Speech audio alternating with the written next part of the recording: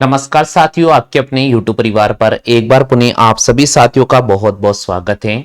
और दोस्तों, जैसा कि दोस्तों आप सभी के सामने मैं जो पेपर लेकर आ रहा हूं, बहुत महत्वपूर्ण पेपर है।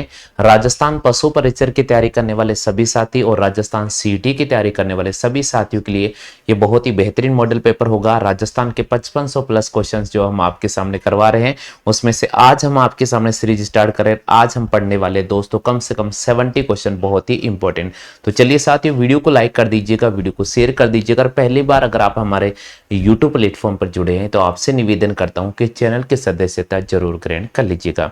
तो आज की सीरीज का पहला क्वेश्चन स्क्रीन पर आपको नजर आ रहा है। पूरे प्रश्न को आप ध्यान से पढ़ लीजिएगा और आप रिप्लाई करने का जरूर प्रयास कीजिएगा। दोस्तों, आज की सीरीज का पहला क्वेश्चन जो कि आपको स्क्रीन पर नजर आ रहा है, क्वेश्चन क्या कह रहा है? क्वेश्चन कह रहा है भैया कि शीला देवी का मंदिर निम्न में से कौन से किले में स्थित है? जल्दी से बताओ। चार ऑप्शन दे रखा है। पहला ऑप्शन दे रखा है आमेर, दूसरा ऑप्शन दे रखा है अचलगढ़, तीसरा ऑप्शन दे रखा है मेहरानगढ़ और चौथा ऑप्शन दे रखा है कुंभलगढ़। रिप्लाई करो भाई जल्दी से। आप सभी के सामने एक पर्टिकुलर समय दिया गया है। आपको अगर इस क्वेश्चन का आंसर आता है तो जरूर रिप्लाई कर दीजिएगा। हाँ भाई, अगर आपको इस क्वेश्चन का आंसर आता है तो जरूर रिप्लाई कर दीजिएगा। बिल्कुल, आज की सीरीज का पहला क्वेश्चन आपके सामने स्क्रीन पर है। शीला देवी के मंदिर निम्न में से कौन से किले पर स्थित है? जल्दी से रिप्लाई करो भाई। बिल्कुल, इस क्वेश्चन का सही जवाब होगा भैया आमेर। शीला देवी का मंदिर कहां पर स्थित है? आमेर में स्थित है। ठीक है भैया, आमेर के किले में शीला देवी का मंदिर स्थित है।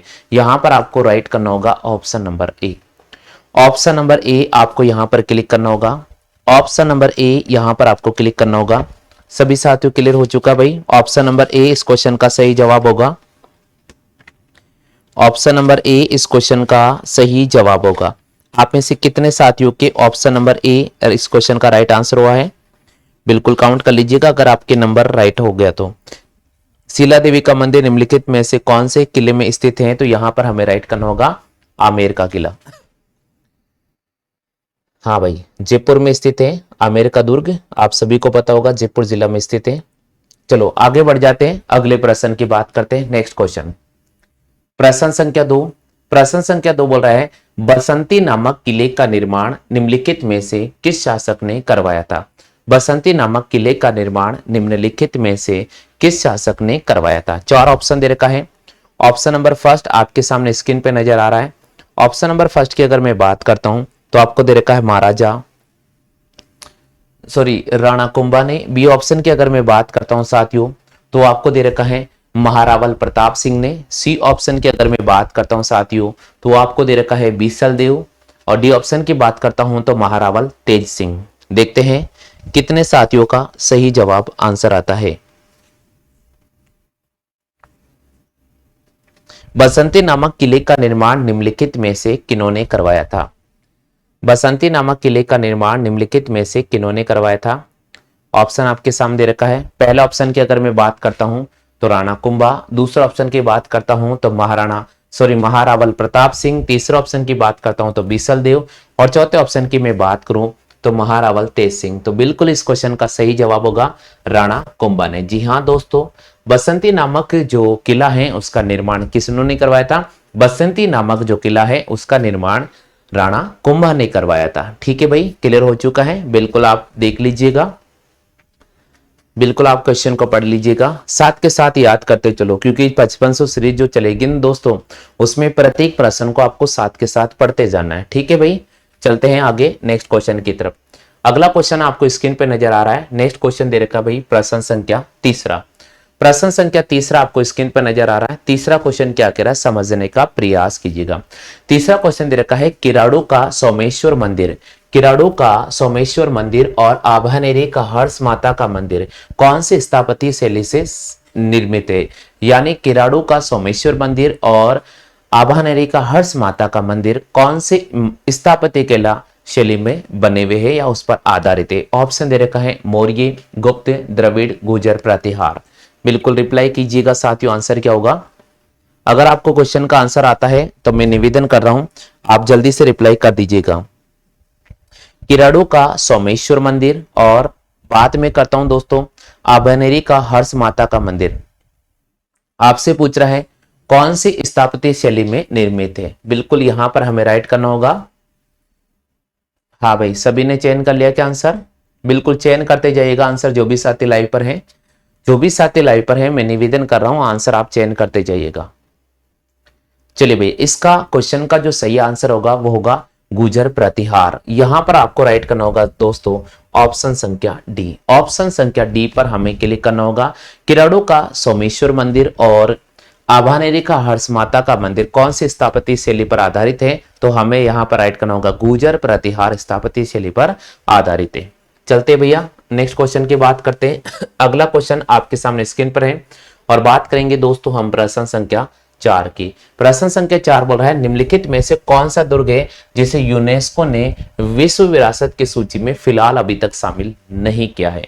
कौन सा ऐसा दुर्ग है जिसको यूनेस्को ने विश्व विरासत की सूची में हाल में शामिल नहीं किया है? नहीं किया है, यहां क्वेश्चन लैंग्वेज जरूर पढ़ लेना, यहां लिखा हुआ नहीं किया है। बिल्कुल रिप्लाई कीजिएगा दोस्तों, ऐसा कौन सा दुर्ग है जिसको हाल ही में यूनेस्को ने विश्व विरासत की सूची में शामिल नहीं किया है? कई बार क्या होता है स्टूडेंट क्वेश्चन को नहीं पढ़ता है और वो गलत करके आते हैं। यहां लिखा हुआ है नहीं दिया है, यानी ऐसा कौन सा दुर्ग है जिसको यूनेस्को ने विश्व विरासत की सूची में अभी तक शामिल नहीं किया है? ऑप्शन नंबर फर्स्ट मांडलगढ़ का दुर्ग, ऑप्शन नंबर सेकंड आमेर का दुर्ग, ऑप्शन नंबर थर्ड गागरोन का दुर्ग और ऑप्शन नंबर फोर्थ की बात करते हैं तो आपको दे रखा दोस्तों जैसलमेर का दुर्ग। बिल्कुल रिप्लाई कर दीजिए भैया, आंसर क्या होगा? हाँ भाई रिप्लाई करते जाओ, अगर आपको आंसर आ रहा है तो रिप्लाई करते जाइएगा।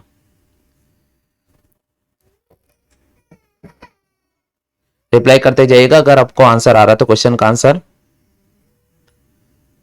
आपको इस क्वेश्चन का आंसर आ रहा है तो रिप्लाई करते जाइएगा। सभी साथियों से मेरा निवेदन है।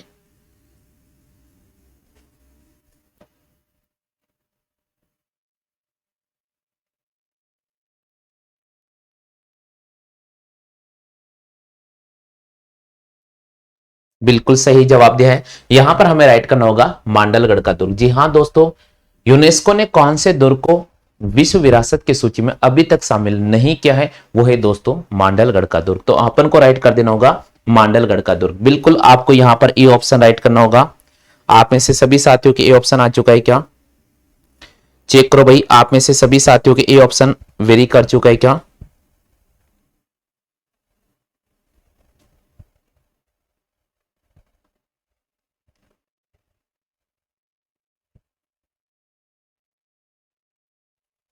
हाँ भाई जल्दी से चेक कीजिएगा, आप में सभी साथियों का आंसर वेरी कर चुका है क्या?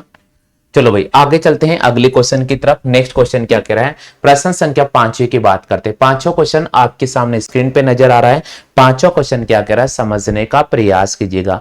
पांचों क्वेश्चन कह रहा है कि किस किले के बारे में कहा जाता है कि सभी दुर्ग तो नंगे हैं लेकिन ये बख्तर बंद है? ऐसा कौन सा किला है जिसके बारे में ये लिखा गया है कि भाई सारे दुर्ग तो नंगे हैं लेकिन ये बख्तर बंद है? तो बताओ जल्दी से, ऐसा कौन सा दुर्ग के बारे में ये कथन लिखा गया? ऑप्शन नंबर फर्स्ट चित्तौड़गढ़ का दुर्ग, ऑप्शन नंबर सेकंड की बात करते हैं तो आपको दे रखा है आमेर का किला, ऑप्शन नंबर थर्ड की बात करते हैं रणथंबोर का किला, ऑप्शन नंबर फोर्थ की बात करते हैं कुंभलगढ़ का किला। रिप्लाई करो भाई जल्दी से, देखते हैं आप में से कितने साथियों का सही जवाब बैठ पाता है।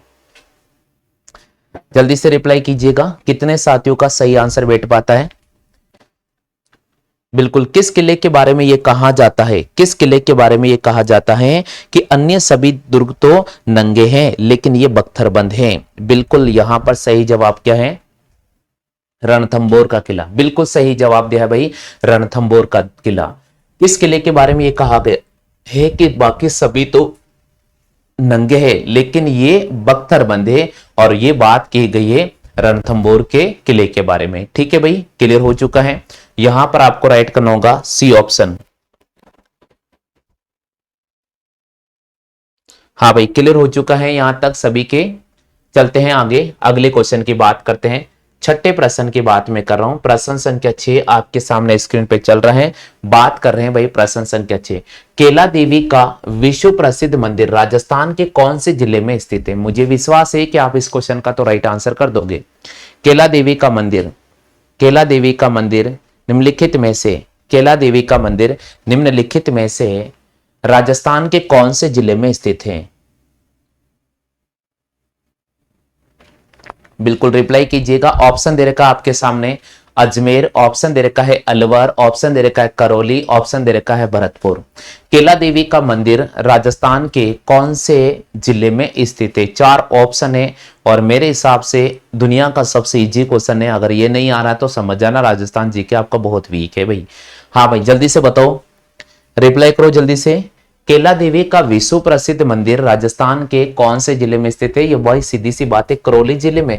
यहां पर हमें राइट करना होगा option number C. Option number C पर हमें क्लिक करना होगा। ऑप्शन नंबर सी पर हमें यहां पर क्लिक कर देना होगा, यानी इस क्वेश्चन का जो सही आंसर होगा वो हो जाएगा भैया option number C. Option number C पर हमें क्लिक कर देना होगा। चलते हैं नेक्स्ट क्वेश्चन की तरफ। अगला क्वेश्चन क्या कह रहा है, बात करते हैं भाई 7वां क्वेश्चन। 7वां क्वेश्चन कह रहा है कि लोक देवता मल्लीनाथ जी का प्रसिद्ध मंदिर कहां पर स्थित है? ऑप्शन दे रखा है तिलवाड़ा, ऑप्शन दे रखा है नगला जाज, ऑप्शन दे रखा है सांतू गांव, ऑप्शन दे रखा है पांचोटा गांव। बिल्कुल बताओ भाई, लोक देवता मल्लीनाथ जी का जो प्रसिद्ध मंदिर है वो कहां पर स्थित है? 4 ऑप्शन आपके सामने रखे जा रहे हैं, रिप्लाई करो जल्दी से रिप्लाई करते जाइएगा।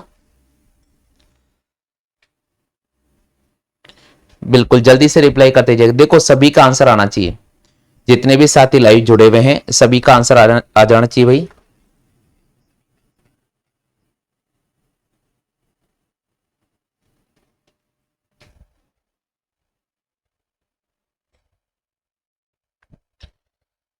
लोक देवता मल्लीनाथ जी का प्रसिद्ध मंदिर कहां पर स्थित है? तिलवाड़ा, नगला जहाज, सातू गांव और पांचोटा। तो यहां पर हमें राइट करना होगा तिलवाड़ा। बिल्कुल आपको यहां पर राइट करना होगा। ए ऑप्शन चेक करो भाई, आप में से कितने साथियों का ए ऑप्शन वेरी किया है? हाँ भाई जल्दी से चेक करो, आप में से कितने साथियों का ए ऑप्शन आया है? ए ऑप्शन आया तो इसका मतलब आपने इस क्वेश्चन का सही जवाब दिया है। ए ऑप्शन आया तो इसका मतलब आपने इस क्वेश्चन का सही जवाब दिया भाई। चलो आगे बढ़ जाते हैं अगले क्वेश्चन की तरफ। नेक्स्ट क्वेश्चन, हाँ जी भैया नेक्स्ट क्वेश्चन आपके सामने स्क्रीन पर मैं लेकर आ रहा हूं। 8वां क्वेश्चन है। 8वां क्वेश्चन कह रहा है बेणेश्वर धाम कौन सी नदियों के संगम स्थल पर बना है? बेणेश्वर धाम कौन सी नदियों के संगम स्थल पर बना है? 4 ऑप्शन आपके सामने रखे हैं। ऑप्शन नंबर फर्स्ट दे रखा है सोम, जाखम, माही। ऑप्शन नंबर सेकंड दे रखा है सोम, कमला, चंबल। ऑप्शन नंबर थर्ड की बात करते हैं, ऑप्शन नंबर थर्ड की बात करते हैं, ऑप्शन नंबर थर्ड की बात करते हैं तो सोम, झाकम, पार्वती। और ऑप्शन नंबर फोर्थ की बात करते हैं तो माही, कोठारी और पार्वती। इस प्रकार आपके सामने रखे जा रहे 4 ऑप्शन। बिल्कुल बताइए भाई, जल्दी से रिप्लाई करने का प्रयास करें। स्पीड बढ़ा ले, सभी साथियों से निवेदन में कर रहा हूं, रिप्लाई देने का प्रयास कीजिएगा। बिल्कुल क्वेश्चन क्या कह रहा है? क्वेश्चन कह रहा है कि बेणेश्वर धाम कौन सी नदियों के संगम स्थल पर बना है? तो आप सभी को पता है MSG सोम, माही और झक्खम, सोम, माही और झक्खम नदियों के संगम स्थल पर बेणेश्वर धाम बना है। तो यहां पर आपको राइट करना होगा ए ऑप्शन। अब चेक करो आप में से कितने साथियों ने ए ऑप्शन सही चयन किया है। जल्दी से चेक करो भाई, आप में से कितने साथियों ने ए ऑप्शन चयन किया है। सबसे पहले सभी साथियों से मैं निवेदन करता हूं कि आप जल्दी से रिप्लाई करा करो, आप जल्दी से रिप्लाई करा करो, ताकि क्या होगा आपका एक एक्यूरेसी बनता जाएगा। कितने क्वेश्चन आपके सही हो रहे हैं, कितने क्वेश्चन आपके गलत हो रहे हैं, आपको खुद को पता चलेगा। थोड़ा स्पीड से चलो सभी, है ना। और ये कोई मैथ तो है नहीं जो आप समय ले रहे हो, रीजनिंग तो है नहीं जो आप समय ले रहे हो। आपको आता है तो रिप्लाई करो, नहीं भी आता तो भी रिप्लाई करो, क्योंकि यहां पर रिप्लाई करने से कोई आपका पॉजिटिव नेगेटिव नंबर काउंट नहीं हो रहा है। अभी आप पढ़ रहे हो 5500 क्वेश्चन हमें करने हैं। आज मैं आपको लगभग 70 क्वेश्चन कराऊंगा। रेगुलर ध्यान रखिएगा, 70 100 क्वेश्चन अपन करते चलेंगे, तब जाकर पशु परीक्षक का जो पेपर होगा उससे पहले आपका सिलेबस कंप्लीट हो जाएगा ऑब्जेक्टिव तर्ज पे। चलो भाई आगे बढ़ जाते हैं। अगला क्वेश्चन है प्रश्न संख्या 9 की बात करते। प्रसिद्ध बेणेश्वर धाम स्थित है। प्रसिद्ध बेणेश्वर धाम कहां पर स्थित है? ऑप्शन दे रखा है नवाटापुरा गांव में, ऑप्शन दे रखा है देसुरी गांव में, ऑप्शन दे रखा है भूमगढ़ गांव में, ऑप्शन दे रखा इनमें से कोई नहीं। जल्दी से बताओ भाई, जल्दी से बताओ बेणेश्वर धाम कहां पर स्थित है। बिल्कुल यहां पर सभी साथियों का आंसर आ चुका है, यहां पर सभी साथियों का आंसर आ चुका है। बहुत अच्छा लगा कि कम से कम आप रिस्पॉन्स तो दे रहे हो। हाँ भाई जल्दी से रिप्लाई करते जाएगा। जो भी साथी पहले बार अगर चैनल पर विजिट कर रहा है तो मैं निवेदन कर रहा हूं चैनल की सदस्यता जरूर ग्रहण कर लेना। जो भी साथी अगर पहली बार विजिट कर रहा है तो मैं निवेदन कर रहा हूं चैनल की सदस्यता जरूर ग्रहण कर लेना। प्रसिद्ध बेणेश्वर धाम कहां पर है भाई? डूंगरपुर में। डूंगरपुर में गांव का नाम है नवाटापुरा गांव। तो यहां पर आपको राइट करना पड़ेगा ए ऑप्शन। यहां पर आपको राइट करना पड़ेगा ए ऑप्शन। प्रसिद्ध बेणेश्वर धाम कहां पर स्थित है? डूंगरपुर में। और डूंगरपुर में जो गांव का नाम है वो नवाटापुरा गांव है, वहां पर स्थित है। सोम, मही और जाखम नदी के संगम स्थल पर यह धाम बना हुआ है। ठीक है भाई, आगे चलते हैं। नेक्स्ट क्वेश्चन की बात करते हैं, 10वां क्वेश्चन।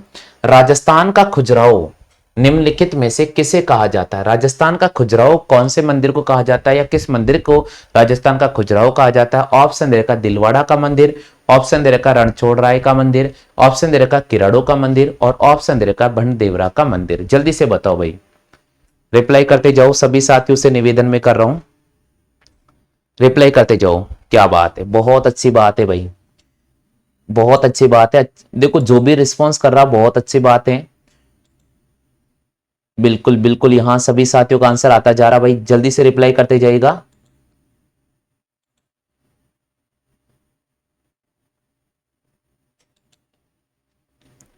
बिल्कुल, यहां पर क्वेश्चन क्या दे रखा है समझने का प्रयास कीजिए। राजस्थान का खजुराहो निम्नलिखित में से किसे कहा जाता है? बहुत महत्वपूर्ण क्वेश्चन है, कई बार एग्जाम में लग चुका है।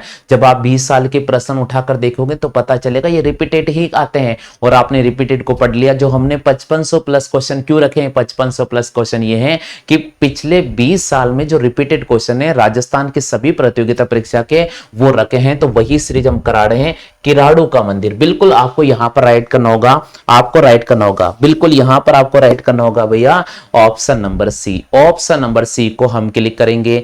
चेक करो भाई आप में से कितने साथियों का ऑप्शन नंबर सी बेटा है। चेक करो भाई आप में से कितने साथियों के ऑप्शन नंबर सी बेटा है। ऑप्शन नंबर सी कितने साथियों के बेटा है, जल्दी से बताइएगा।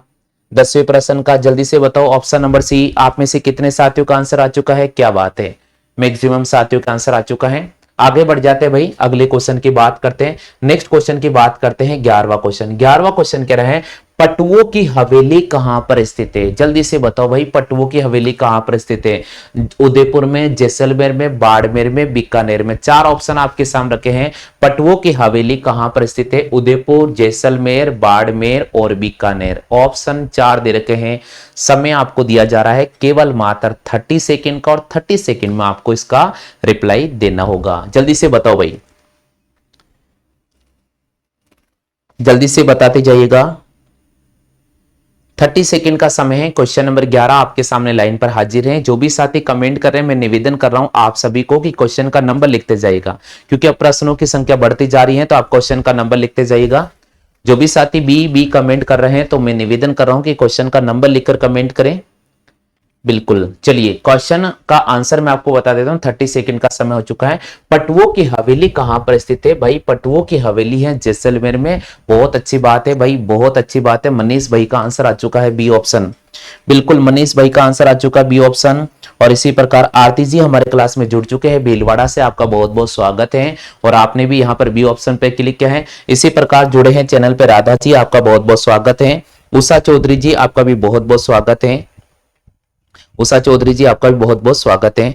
और मनीष कुमार जी हमारे चैनल पे जुड़ चुके हैं, आपका भैया बहुत बहुत स्वागत है। चलते हैं भाई आगे बढ़ जाते हैं। देखो कई बार मैं नाम नहीं लूं तो आप टेंशन नहीं लेना, नाम तो अवश्य लिया जाएगा, एक बार ले लिया जाएगा। ठीक है भाई, मैं आपके रेगुलर कमेंट देख रहा हूं। हाँ भाई आगे चलते हैं अगले क्वेश्चन की तरफ। 12वां क्वेश्चन। 12वां क्वेश्चन दे रखा है कि भित्ति चित्रण की दृष्टि से प्रसिद्ध हवेलियां कहां पर है? भित्ति चित्रण की दृष्टि से प्रसिद्ध हवेलियां कहां पर स्थित है? शेखावटी क्षेत्र में, जैसलमेर में, उदयपुर में, बीकानेर में। जल्दी से बताओ भाई, जल्दी से बताओ आंसर क्या होगा। भित्ति चित्रों से संबंधित जो आपके सामने वो दे रखी है हवेलियां कहां पर स्थित है? भित्ति चित्रण की दृष्टि से प्रसिद्ध हवेलियां निम्नलिखित में से कौन से क्षेत्र में स्थित है? क्या शेखावटी क्षेत्र में है क्या जैसलमेर क्षेत्र में है क्या उदयपुर क्षेत्र में है क्या बीकानेर क्षेत्र में है क्या? जल्दी से रिप्लाई करो भाई।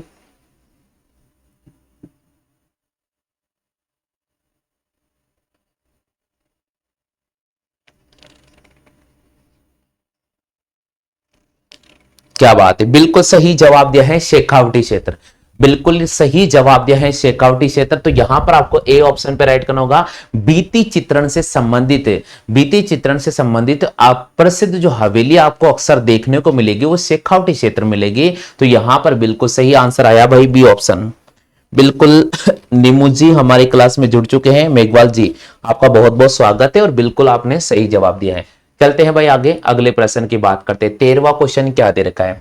13वां क्वेश्चन दे रखा है, निम्न में से किसने टॉक में नृत्य गायन और संगीत के लिए एक शानदार हॉल सुनहरी कोठी का निर्माण करवाया?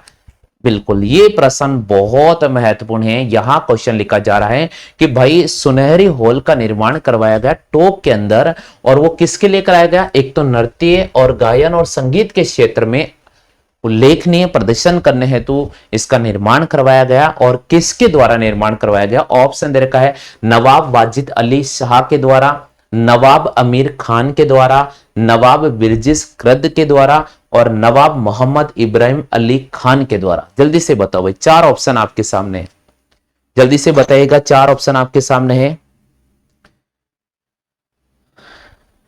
क्या बात है, बहुत अच्छी बात है। देखिए यहां आप रेगुलर टेस्ट दोगे ना तो आपको पता चलेगा कि आपका कितने क्वेश्चन राइट हो रहे हैं, कितने क्वेश्चन आपके राइट हो रहे हैं। दिन भर किताबें पढ़ो और शाम को टेस्ट दो, अपना आप का पॉजिटिव रिजल्ट तैयार करो, पॉजिटिव रिजल्ट तैयार करो कि आपको लगेगा कि यार हम दिन भर पढ़ते हैं तो हमारा रिकवर हो रहा है।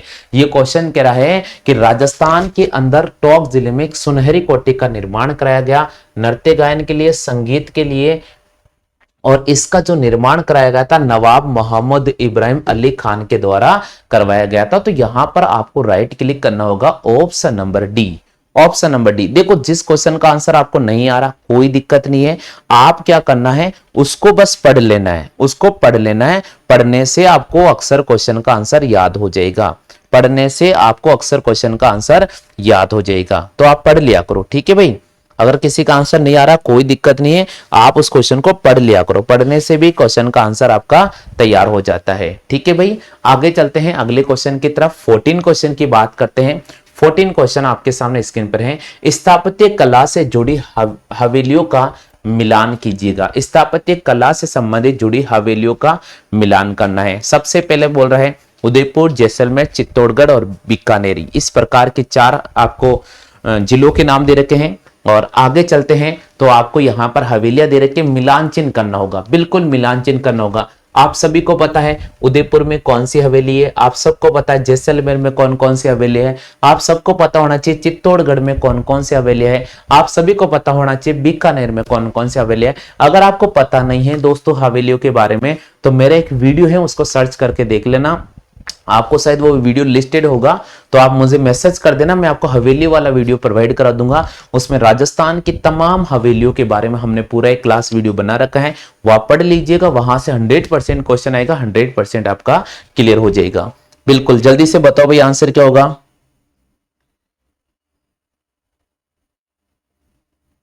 चलो भाई इसका आंसर किसी ने दिया, देखो भाई आप सभी को पता है बागोर की हवेली कहां पर स्थित है? उदयपुर में। कहां पर स्थित है? उदयपुर में। जैसलमेर के अंदर है नथमल की हवेली, चित्तौड़गढ़ में है रामपुरा ठिकाना की हवेली, और बीकानेर में है कोठारी सेठिया की हवेली। तो बिल्कुल ये इसका मिलान चिन्ह हुआ है, ये इसका मिलान चिन्ह हुआ है, एक बार पढ़ लो भाई। उदयपुर में बागोर की हवेली, जैसलमेर में नथमल की हवेली, चित्तौड़गढ़ में रामपुरा ठिकाना की हवेली, और इसी प्रकार बीकानेर की बात करें तो बीकानेर के अंदर है कोठारी सेठिया की हवेली। बीकानेर की बात करें तो बीकानेर में है कोठारी सेठिया की हवेली। बिल्कुल चेक कर लीजिएगा।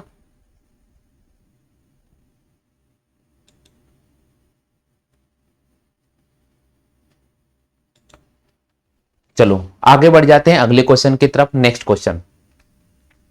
हाँ भाई अगले क्वेश्चन की तरफ चलते हैं, प्रश्न संख्या 15 की बात करते हैं। 15वां प्रश्न बोल रहा है कि सालिम सिंह की हवेली कहां पर स्थित है? बताओ भाई सालिम सिंह की हवेली कहां पर स्थित है? रिप्लाई कर दो। 15वां क्वेश्चन है सालिम सिंह की हवेली कहां पर स्थित है? Option number first Barmer, option number second Bikaner, option number third Jaisalmer, option number fourth की अगर मैं बात करता हूं तो आपको दे रखा है दोस्तों बूंदी। जल्दी से बताओ भाई सालिम सिंह की हवेली कहां पर स्थित है?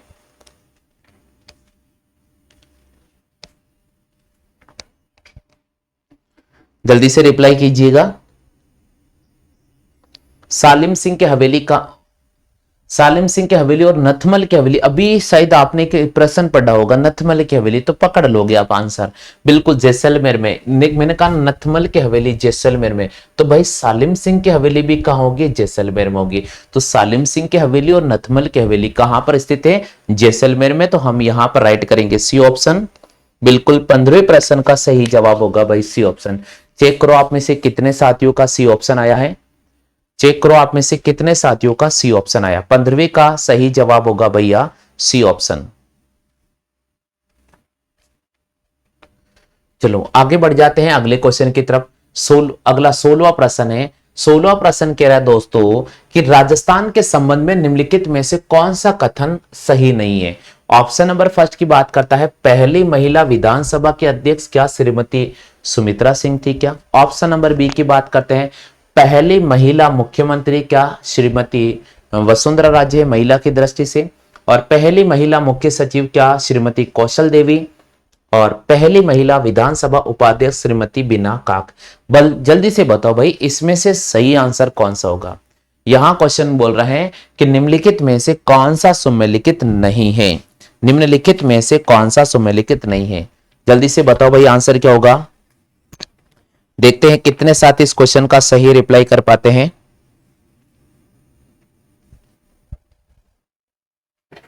बिल्कुल यहां पर 16 का सही जवाब आ गया भैया डी, बिल्कुल सही जवाब दिया है। देखो आप सभी को पता है विधानसभा की जो प्रथम अध्यक्ष की बात करते हैं तो सुमित्रा सिंह, ये बात बिल्कुल सत्य है। महिला मुख्यमंत्री की बात करते हैं श्रीमती वसुंधरा राजे जी, ये बात बिल्कुल सत्य है। और पहली महिला मुख्य सचिव की बात करते तो श्रीमती कौशल, ये बात बिल्कुल सत्य है। लेकिन पहली महिला विधानसभा उपाध्यक्ष की अगर बात करें तो श्रीमती बीना का कुन्नी, यहां पर अपन को इसको कट कर देना होगा, यानी ये यहां पर गलत है।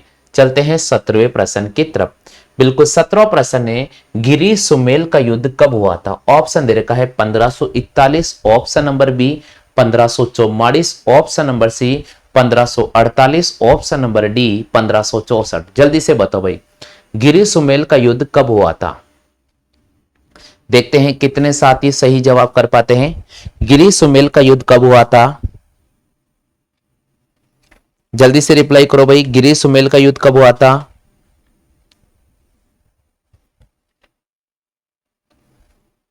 क्या बात है, बिल्कुल यहां पर सही जवाब दिया है, बिल्कुल यहां पर सही जवाब दिया है 1544, यानी आपको राइट करना होगा ऑप्शन नंबर बी।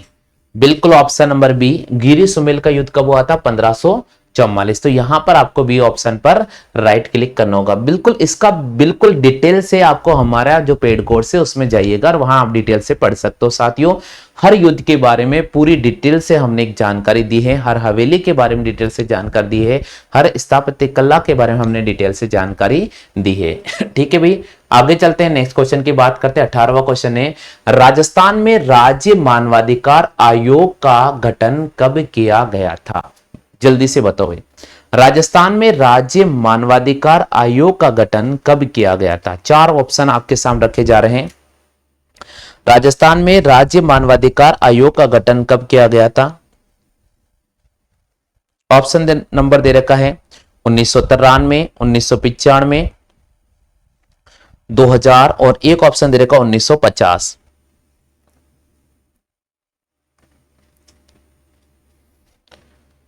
हाँ भाई, राजस्थान राज्य मानवाधिकार आयोग का गठन कब किया गया था।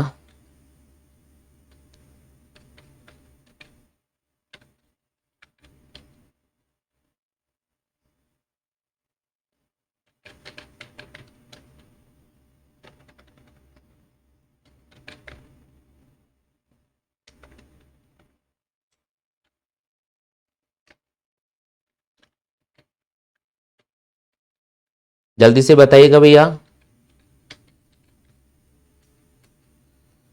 क्या बात है, बिल्कुल सही जवाब दिया है, बिल्कुल सही जवाब दिया। राजस्थान राज्य सरकार द्वारा 18 जनवरी 1999 को एक अधिसूचना पारित की गई। बिल्कुल 18 जनवरी 1999 को एक अधिसूचना जारी की गई और उसके तहत राजस्थान में राज्य मानवाधिकार आयोग का गठन किया गया सन 2000 ईस्वी में। तो बिल्कुल हम यहां पर राइट करेंगे भाई ऑप्शन नंबर सी। आप में से कितने साथियों का ऑप्शन नंबर सी चयन किया है। आप में से कितने साथियों ने ऑप्शन नंबर सी का चयन किया है। बिल्कुल जल्दी से बताइए, आप में से कितने साथियों ने ऑप्शन नंबर सी का चयन किया है?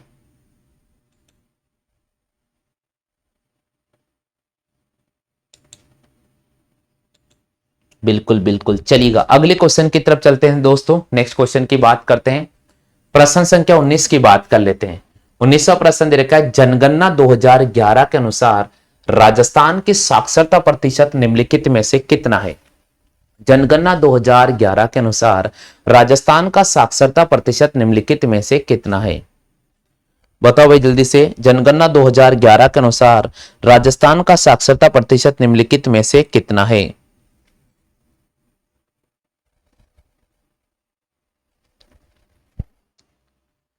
जल्दी से बताओ भाई, 30 सेकंड का समय दिया है। जनगणना 2011 के अनुसार राजस्थान का साक्षरता प्रतिशत कितना है? फिलहाल किसी ने भी जवाब नहीं दिया है। आंसर होगा भाई 66.1%। आंसर होगा 66.1%। हमें यहां पर राइट करना होगा ऑप्शन संख्या सी। बिल्कुल अगले प्रश्न की बात करते हैं। पांचना बांध कहां पर स्थित है? जल्दी से बताओ भाई, पांचना बांध कहां पर स्थित है? चार ऑप्शन आपके सामने हैं। Option number first Sawai Madhopur, option number second की बात करूं तो आपको दे रखा भरतपुर, ऑप्शन नंबर थर्ड की बात करते हैं तो करौली, और ऑप्शन नंबर फोर्थ की अगर मैं बात करूं तो आपको दे रखा टोंक। हाँ भाई जल्दी से बताओ, पांचना बांध कहां पर स्थित है?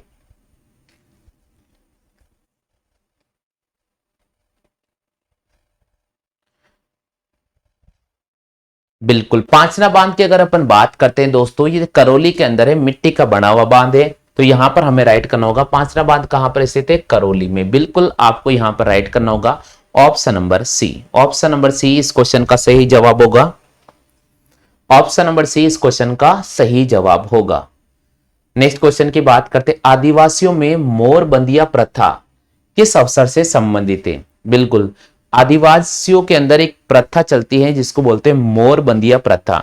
ये किसके अवसर से संबंधित है? जल्दी से बताओ भाई। ऑप्शन दे रखा आपके सामने, मृत्यु भोज से संबंधित, ऑप्शन दे रखा है विवाह से संबंधित, ऑप्शन दे रखा जन्मोत्सव से संबंधित, और ऑप्शन की अगर मैं बात करता हूं तो आपको दे रखा नामकरण संस्कार से संबंधित। 30 सेकंड का समय आप सभी के सामने दिया जा रहा है और आपको हर स्टूडेंट को 30 सेकंड में ही रिप्लाई करना होगा। हर स्टूडेंट को 30 सेकंड में ही रिप्लाई करना होगा। सुमन मीना जी हमारे क्लास में जुड़ चुके हैं, आपका बहुत बहुत स्वागत है। सुमन जी अगर पहली बार चैनल पर विजिट कर रहे हैं तो मैं निवेदन करता हूं चैनल की सदस्यता अवश्य ग्रहण कर लीजिएगा। यहां क्वेश्चन कह रहा है कि आदिवासियों में मोरबंदिया एक प्रथा है, वो विवाह से संबंधित है।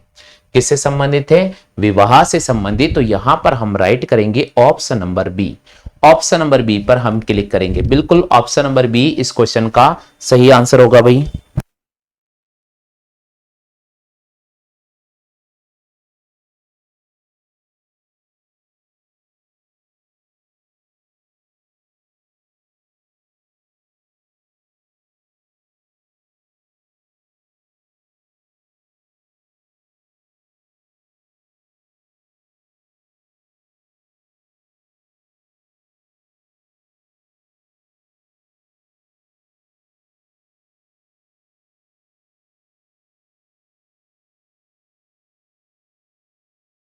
कहें, चलो भाई आगे बढ़ जाते हैं अगले क्वेश्चन की तरफ।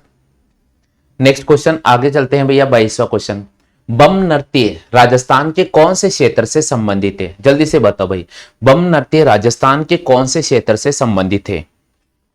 देखते हैं कितने साथियों का सही आंसर होता है। बम नृत्य राजस्थान के कौन से क्षेत्र से संबंधित है?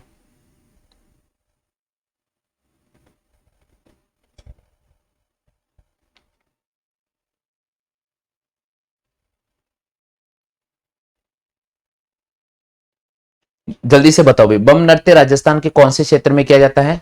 अलवर और भरतपुर। बिल्कुल सही जवाब होगा यहां पर अलवर और भरतपुर। आप में से कितने साथियों ने राइट किया है अलवर और भरतपुर को? चेक करो भाई, आप में से कितने साथियों ने अलवर और भरतपुर को राइट किया है? आप में से कितने साथियों ने अलवर और भरतपुर को राइट किया है?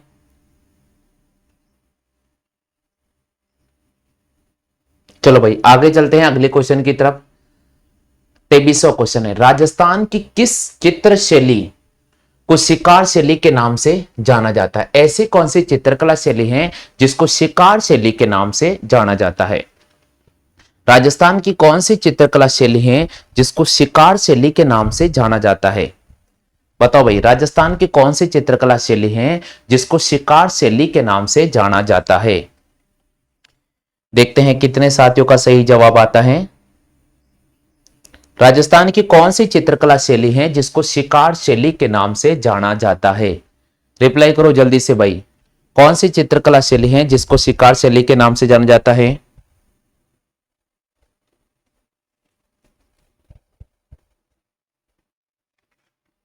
क्या बात है, बिल्कुल सही जवाब, बिल्कुल सही जवाब दिया है, कोटा चित्रकला शैली। बिल्कुल सही जवाब दिया भाई, बिल्कुल सही जवाब दिया है।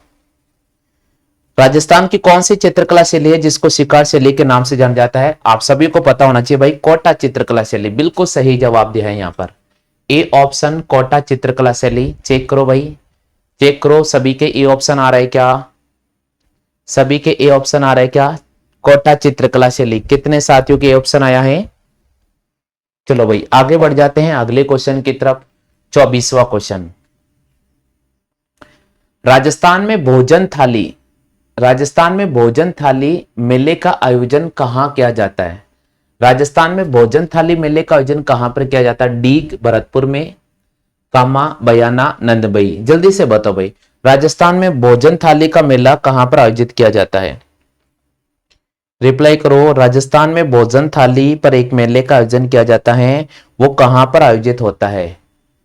बिल्कुल सही जवाब दिया है यहां पर, बिल्कुल सही जवाब दिया है यहां पर, कामा। बिल्कुल यहां पर आपको राइट करना होगा भैया, कामा। राजस्थान में भोजन थाली के मेले का आयोजन किया जाता है, कामा। ठीक है, बिल्कुल यहां पर राइट करेंगे भाई, ऑप्शन नंबर बी। 25वां क्वेश्चन, बिल्कुल आपको यहां मिलान कीजिएगा, इसको मिलान करना है कि इसमें से असंगत कौन है, ये पूछा जा रहा है। मिलान करना है कि इसमें से असंगत कौन है, या तो ये होगा है ना, क्योंकि ऑप्शन नहीं दे रहे ना।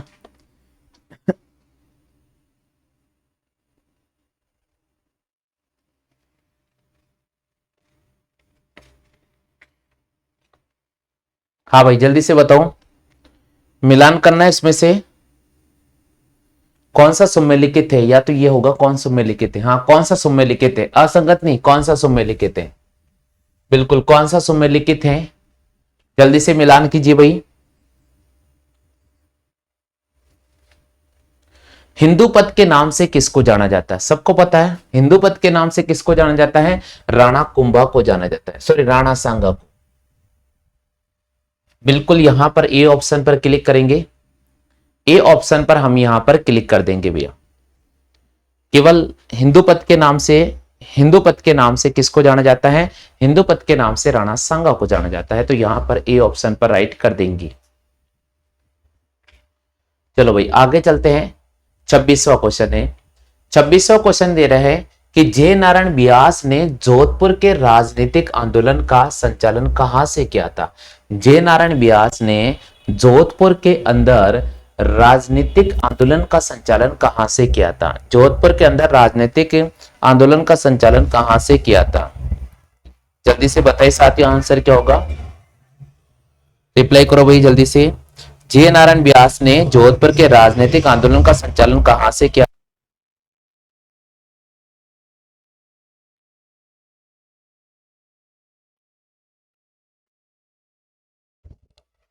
रिप्लाई करो भाई जल्दी से, फटाफट से रिप्लाई करते जाइएगा।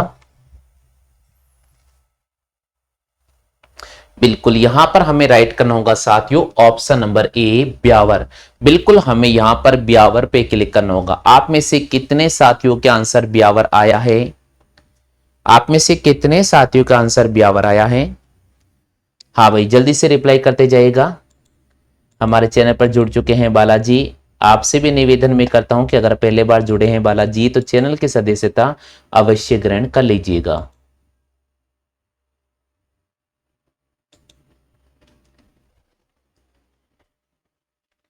चलो अगले क्वेश्चन की बात करते भाई। प्रश्न संख्या हमारे पास में है 27। केहरीगढ़ का किला कहां पर स्थित है? जल्दी से बताओ भाई, केहरीगढ़ का किला कहां पर स्थित है? जल्दी से बताओ भाई, केहरीगढ़ का किला कहां पर स्थित है? केहरीगढ़ का किला कहां पर स्थित है? रिप्लाई करो जल्दी से। Option number first Alwar, option number second Churu, option number third की बात करते नागौर, ऑप्शन नंबर फोर्थ की बात करते अजमेर। रिप्लाई करते जाओ। केहरीगढ़ का किला कहां पर स्थित है? बिल्कुल किशनगढ़, अजमेर। क्या बात है, बिल्कुल सही जवाब दिया है यहां पर, बिल्कुल सही जवाब दिया भैया। केहरीगढ़ का किला कहां पर स्थित है? किशनगढ़, अजमेर। यहां पर आपको राइट करना होगा भैया डी ऑप्शन। बिल्कुल हमें यहां पर डी ऑप्शन पर क्लिक कर देना होगा। ऑप्शन नंबर डी सही जवाब होगा। ऑप्शन संख्या डी इस क्वेश्चन का सही जवाब होगा। बिल्कुल डी इस क्वेश्चन का बिल्कुल सही जवाब होगा भाई।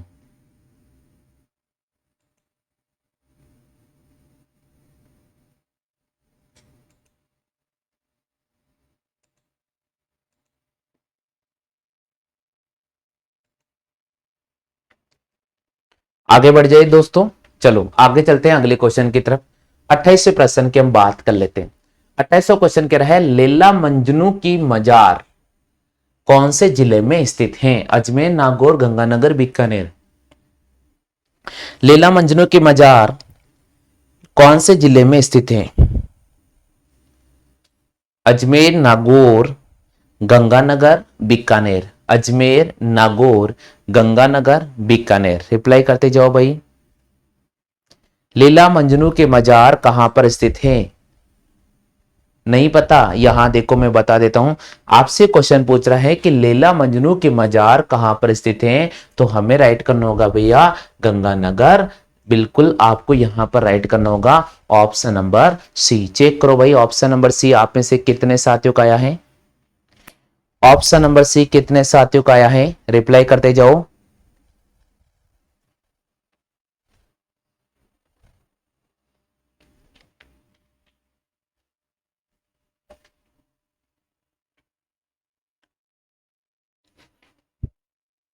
ऑप्शन नंबर सी कितने साथियों का आया भैया? जल्दी से बताओ।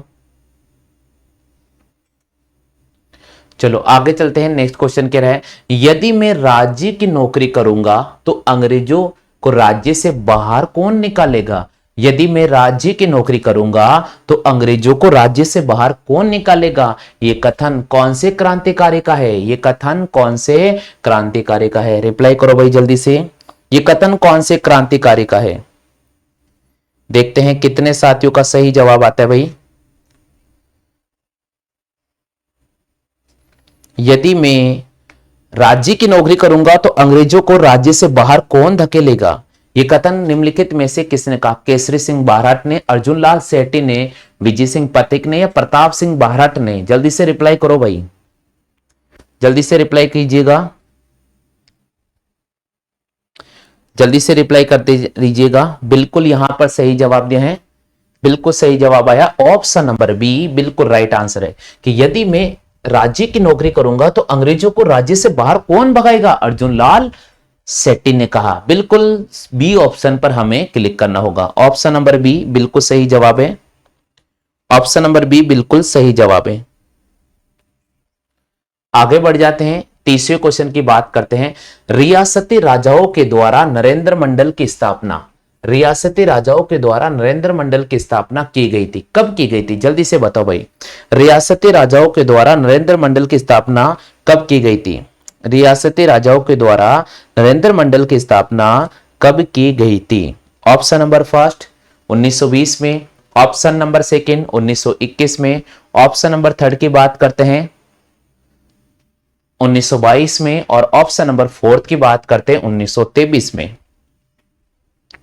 क्या बात है, बिल्कुल सही जवाब दिया है। रियासती राजाओं के द्वारा नरेंद्र मंडल की स्थापना की गई थी 1921 में। यहां पर आपको राइट करना होगा भाई ऑप्शन नंबर बी। चेक करो भाई आप में से कितने साथियों का ऑप्शन नंबर बी आया है? कितने साथियों का ऑप्शन नंबर बी आया है? आप चेक करते जाइएगा, देखिए अपने स्तर पर जरूर चेक करते जाइएगा। ऑप्शन नंबर बी आप में से कितने साथियों का आया है? बिल्कुल। आगे बढ़ते हैं, नेक्स्ट क्वेश्चन की बात करते हैं। अगला क्वेश्चन है भाई 31वां। यहां पर कह रहा है कि सुमेलिखित कीजिए। बिल्कुल दिख जाएगा, नहीं दिख रहा तो मैं यहां लिख रहा हूं। यहां लिखा हुआ है 1715, एक मिनट, यहां लिखा हुआ है 1715, यहां लिखा हुआ है 1658, यहां लिखा हुआ 1807 और यहां लिखा हुआ है 1541। बिल्कुल आपको मिलान करना होगा, बिल्कुल आपको इसको मिलान करना होगा, मिलान करते जाइएगा।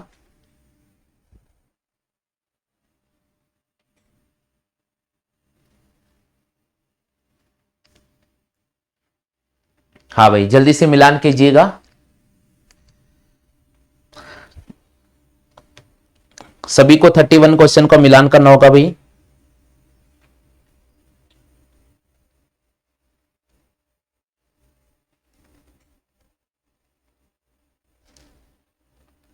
देखिए अगर बात करते हैं यहां पर सामूगढ़ का युद्ध, तो सामूगढ़ का जो युद्ध हुआ था 1658 में हुआ था। सामूगढ़ का युद्ध कब हुआ था दोस्तों? 1658 में। और इसी प्रकार पिलसूद का जो युद्ध हुआ था वो 1715 में हुआ था। पिलसूद का युद्ध कब हुआ था? 1715 में। सामूगढ़ का जो युद्ध हुआ था 1658 में, पिलसूद का जो युद्ध हुआ था 1715 में हुआ था। इसी प्रकार अगर आगे बढ़ते हैं, दोस्तों, पाहेबे का जो युद्ध हुआ था वो हुआ था दोस्तों 1541 में। पाहेबा का जो युद्ध हुआ था 1541 में हुआ था। कब हुआ था? 1541 में। और गिगोली का जो युद्ध हुआ था वो 1807 में हुआ था। गिगोली का युद्ध कब हुआ था? 1807 में। तो यहां पर जो इसका मिलान होगा 2143 होगा। क्या होगा? 2143। हाँ भाई जल्दी से देख लीजिएगा। अगर आपको नहीं आता आंसर तो कोई बात नहीं, आप इसको याद करो भैया, साथ के साथ याद करो।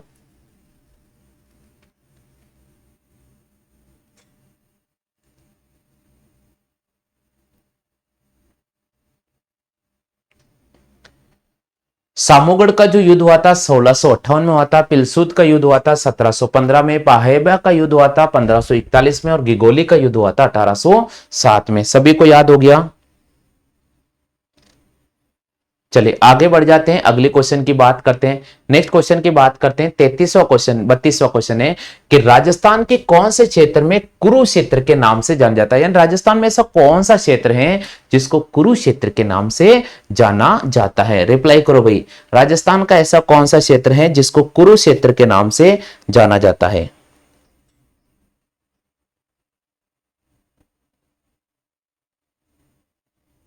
राजस्थान का ऐसा कौन सा क्षेत्र है जिसको कुरुक्षेत्र के नाम से जाना जाता है? कितने साथियों का आंसर आ रहा भाई? जल्दी से रिप्लाई करो। कितने साथियों का आंसर आ रहा भाई? जल्दी से रिप्लाई करो। कितने साथियों का आंसर आ रहा भाई? जल्दी से रिप्लाई करो। 32वां क्वेश्चन लाइन पर हाजिर है। 32वां क्वेश्चन। ना ना ना, बिल्कुल गलत है।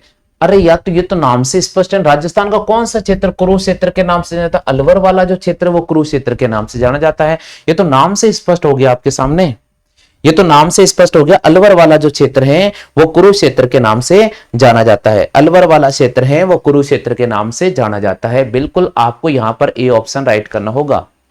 ये तो आपके सामने बिल्कुल नाम से स्पष्ट है। चलो आगे चलते हैं भैया 33वें क्वेश्चन की तरफ। 33वां प्रश्न बोल रहा है राजस्थान में घोड़ों का तीर्थ स्थल है। जल्दी से बताओ भाई, पोखरण, कोलायत, राजाखेड़ा या गुड़ामलानी?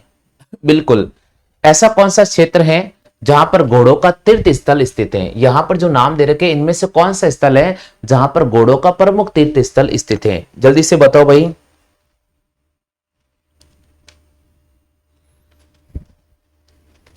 पोखरण, कोलायत, राजाखेड़ा या गुड़ामलानी? 30 सेकंड का समय आपको मैंने प्रत्येक क्वेश्चन के लिए दे दिया है और 30 सेकंड में अगर आप रिप्लाई करोगे बहुत अच्छी बात है। अन्नू जी हमारे क्लास में जुड़ चुके हैं, बहुत बहुत स्वागत है आपका। और यहां पर आपने बिल्कुल डी ऑप्शन चयन किया है। और देखते हैं कितने साथियों का आंसर आ रहा है।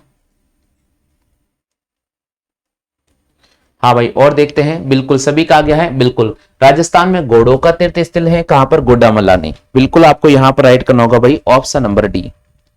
ऑप्शन नंबर डी इसका क्वेश्चन का सही जवाब होगा। चलते भाई 34वां क्वेश्चन। किस नदी के बहाव क्षेत्र को तोरावटी कहा जाता है? कौन सी नदी के बहाव क्षेत्र को तोरावटी कहा जाता है? किस नदी के बहाव क्षेत्र को तोरावटी कहा जाता है भाई, जल्दी से बताओ।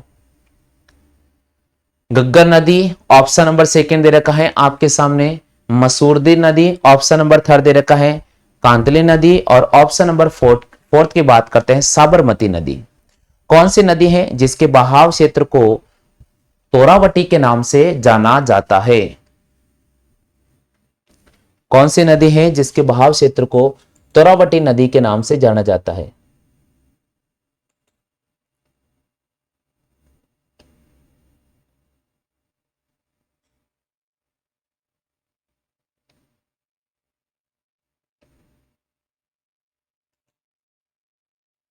बिल्कुल बिल्कुल, क्या बात है, किसी का सही जवाब नहीं है। कांतली नदी, कांतली नदी का जो बहाव क्षेत्र है उसको तोरावटी के नाम से जाना जाता है। कांतली नदी, किसी का भी राइट आंसर नहीं है भाई, किसी का भी नहीं है, किसी का भी राइट आंसर नहीं है भाई। ऑप्शन नंबर हम राइट करेंगे यहां पर, सी ऑप्शन। कौन सी नदी के बहाव क्षेत्र को तोरावटी के नाम से जाना जाता है? कांतली नदी के बहाव क्षेत्र उसको तोरावटी के नाम से जाना जाता है। चलो भाई 35वां क्वेश्चन है, दूध उत्पादन से संबंधित क्रांति कौन सी है? अब ये तो सबसे इजी क्वेश्चन आ गया, इससे इजी तो कुछ नहीं मिल रहा, ये तो सबसे इजी है।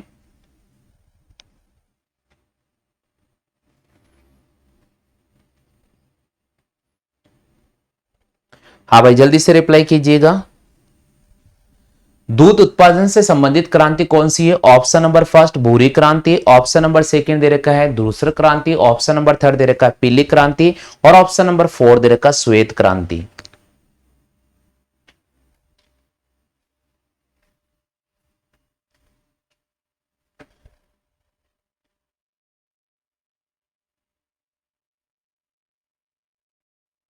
बिल्कुल यहां पर सही जवाब करना होगा श्वेत क्रांति। दूध क्रांति से संबंधित कौन सी क्रांति है? श्वेत क्रांति। श्वेत क्रांति यहां पर राइट करना होगा, D option, D option, D option, D option यहां पर राइट करना होगा भाई। आगे बढ़ जाते हैं, अगले क्वेश्चन की बात करते हैं। 36वां क्वेश्चन, राजस्थान की किस झील से नमक उत्पादन का कार्य खारवाल जाति के लोगों द्वारा किया जाता है? डीडवाना, सांबल, लूणकरण, सर, पचपंद्रा। जल्दी से बताओ भाई, जल्दी से रिप्लाई कीजिएगा भाई, आंसर क्या होगा? राजस्थान की कौन सी झील है जहां से नमक का उत्पादन खारवाल जाति के लोगों द्वारा किया जाता है? राजस्थान की कौन सी झील है जहां पर खारवाल जाति के लोगों द्वारा नमक का उत्पादन किया जाता है? हाँ भाई जो भी साथी रिप्लाई कर रहे हैं मैं निवेदन कर रहा हूं कि आप क्वेश्चन का नंबर लिखकर रिप्लाई करें, क्योंकि अब आप ए डी सी डी जो भी लिख रहे हैं लेकिन पता नहीं चल पाता कि आप किस क्वेश्चन का जवाब दे रहे हैं। तो आप सभी से मेरा एक निवेदन है कि क्वेश्चन का नंबर लिखकर रिप्लाई करें तो थोड़ा ज्यादा बेटर रहेगा भैया।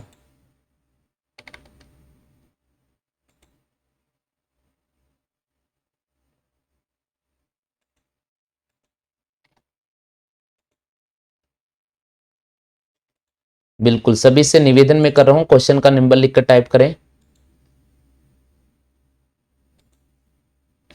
बिल्कुल बिल्कुल, चलिए बहुत अच्छी बात है। यहाँ पर बालाजी ने जवाब दिया है, उषा चौधरी जी ने जवाब दिया है, सुमन जी आपसे भी निवेदन है मेरा कि क्वेश्चन का नंबर लिखे, अनु जी आपसे भी निवेदन है क्वेश्चन का नंबर लिखे। बिल्कुल नंबर लिखोगे तो मुझे पता चलेगा कि आप कितने क्वेश्चन राइट कर रहे होगे।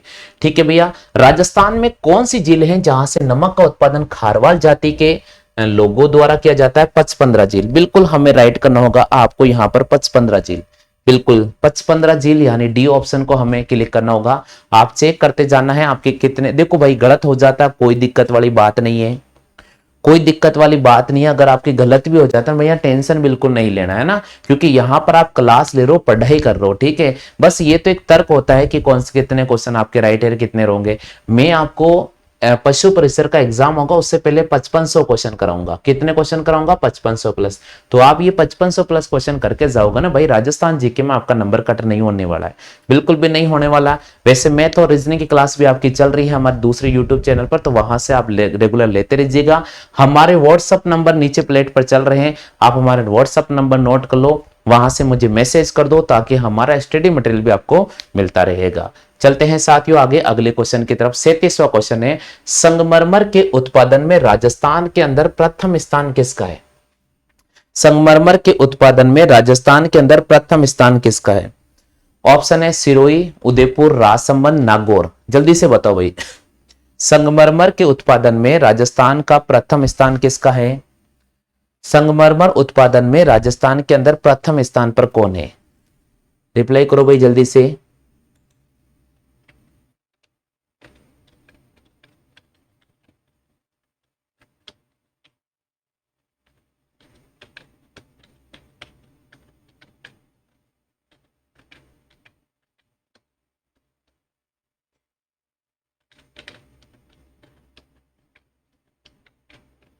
सभी से निवेदन कर रहा हूं मैं, रिप्लाई कीजिएगा। क्या बात है, क्या बात है, सभी का ऑप्शन आ चुका है भाई डी। क्या बात है, नागौर मकराना। बिल्कुल यहां पर आपको डी ऑप्शन पे राइट करना होगा। संगमरमर के उत्पादन में राजस्थान में प्रथम स्थान नागौर। नागौर के मकराना क्षेत्र में सर्वाधिक संगमरमर का उत्पादन होता है।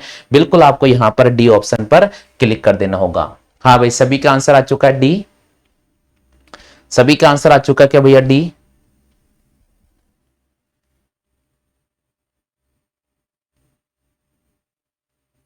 सभी का आंसर आ चुका भैया डी। चलिए आगे बढ़ जाते हैं अगले क्वेश्चन की तरफ। नेक्स्ट 38वें क्वेश्चन की हम बात कर लेते हैं दोस्तों। प्रश्न संख्या 38 है, राष्ट्रीय कृषि और ग्रामीण विकास बैंक, जिसको शॉर्टकट में अपन नाबार्ड भी बोलते हैं, राष्ट्रीय कृषि और ग्रामीण विकास बैंक नाबार्ड की स्थापना कब हुई थी? रिप्लाई करो भाई, जल्दी से रिप्लाई कीजिए। नाबार्ड की स्थापना कब हुई थी? नाबार्ड की स्थापना कब हुई थी? राष्ट्रीय कृषि ग्रामीण विकास बैंक नाबार्ड की स्थापना कब हुई थी? बिल्कुल नारिया जी हमारे YouTube परिवार पे जुड़ चुके हैं, आपका बहुत बहुत स्वागत है नारिया जी। अगर पहले बार चैनल पर विजिट कर रहे हैं तो आप चैनल की सदस्यता जरूर ग्रहण कर लीजिएगा। बिल्कुल, राष्ट्रीय कृषि एवं ग्रामीण विकास बैंक नाबार्ड की स्थापना कब की गई थी? तो भैया हमें राइट करना होगा 12 जुलाई 1982। यहां पर आपको राइट कर देना होगा ऑप्शन संख्या बी। बिल्कुल ऑप्शन संख्या बी फिलहाल इस क्वेश्चन का सही जवाब। फिलहाल इस क्वेश्चन का सही जवाब है। बिल्कुल यहां पर बालाजी ने सही जवाब दिया है, नारी भैया ने बिल्कुल सही, नारिया जी ने बिल्कुल सही जवाब दिया है। और इसी प्रकार मुरली वैष्णव जी हमारे क्लास में जुड़ चुके हैं, आपका बहुत बहुत स्वागत है जी।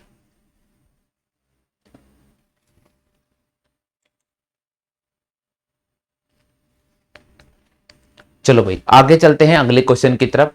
अगला क्वेश्चन आपको स्क्रीन पर मैं लेकर आ रहा हूं 39 क्वेश्चन कह रहा है कि अपना गांव अपना काम योजना को राजस्थान में कब शुरू किया गया था? 39 क्वेश्चन है, अपना गांव अपना काम योजना को राजस्थान में कब शुरू किया गया था? जल्दी से रिप्लाई करो साथियों, जल्दी से रिप्लाई कीजिएगा।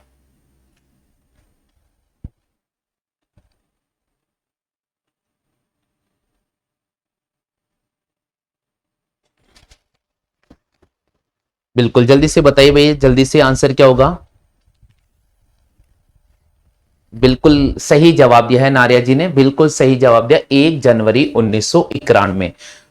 बिल्कुल बिल्कुल यहां पर आपको बी ऑप्शन पे राइट करना होगा। अपना गांव अपना काम योजना राजस्थान में कब शुरू किया गया था? तो 1 जनवरी 1991 में शुरू किया गया। इसी प्रकार 40वां क्वेश्चन आपके सामने नजर आ रहा है कि राजस्थान में प्रथम सहकारी समिति की स्थापना कहां पर हुई थी? राजस्थान के अंदर पहली बार सहकारी समिति की स्थापना कहां पर की गई थी? हाँ भाई, मैं निवेदन कर रहा हूं बालाजी भैया आपसे भी कि है ना, आप क्वेश्चन का नंबर लिखकर टाइप करें। देखो आप टाइप तो करो, बहुत अच्छी बात है, लेकिन पता नहीं चल पा रहा कि आप कौन से क्वेश्चन का आंसर टाइप कर रहे हो। इसलिए मैं निवेदन कर रहा हूं कि जो भी साथी टाइप कर रहे हैं क्वेश्चन का नंबर अवश्य लिखते जाइएगा। क्वेश्चन का नंबर अवश्य लिखते जाइएगा जो भी साथी टाइप कर रहे हैं भाई। बिल्कुल सही जवाब दिया है यहां पर। बिल्कुल यहां क्वेश्चन कह रहे हैं कि राजस्थान में प्रथम सहकारी समिति की स्थापना कहां पर की गई थी? भिन्नाई में की गई थी। कहां पर की गई थी? भिन्नाई में की गई थी। बिल्कुल आपको यहां पर ऑप्शन संख्या डी पर रिस्पॉन्स करना होगा। ऑप्शन संख्या डी पर रिस्पॉन्स करना होगा। ऑप्शन संख्या डी पर आपको रिस्पॉन्स करना होगा भाई। ऑप्शन संख्या डी इसका सही जवाब होगा। ऑप्शन संख्या डी इसका सही जवाब होगा भाई।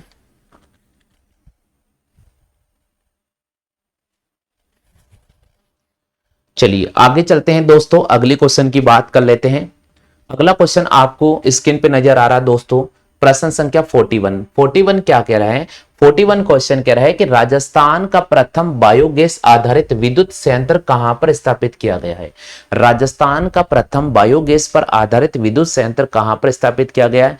ऑप्शन दे रखा है सराड़ा, बी ऑप्शन की अगर मैं बात करता हूं तो पदमपुर, सी ऑप्शन की बात करता हूं तो प्रतापगढ़, डी ऑप्शन की बात करता हूं तो कपासन। और इसी प्रकार अगला क्वेश्चन है, मेवाड़ प्रजामंडल की स्थापना कब की गई थी? मेवाड़ प्रजामंडल, चार ऑप्शन है। पहला ऑप्शन है 24 मार्च 1938 को, ये ऑप्शन यहां लिख रहा हूं, ये है भैया 24 अप्रैल 1938। और इसी प्रकार ये ऑप्शन है 24 अप्रैल 1939। बिल्कुल, दो क्वेश्चन आपके सामने 41 और 42। दो क्वेश्चन आपके सामने है भैया 41 और 42।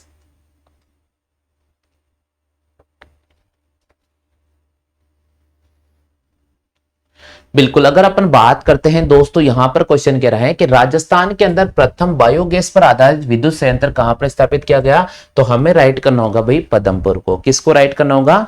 पदमपुर को। और इसी प्रकार यहां है कि मेवाड़ प्रजामंडल की स्थापना कब की गई थी, तो मेवाड़ प्रजामंडल की स्थापना की गई थी 24 अप्रैल 1938।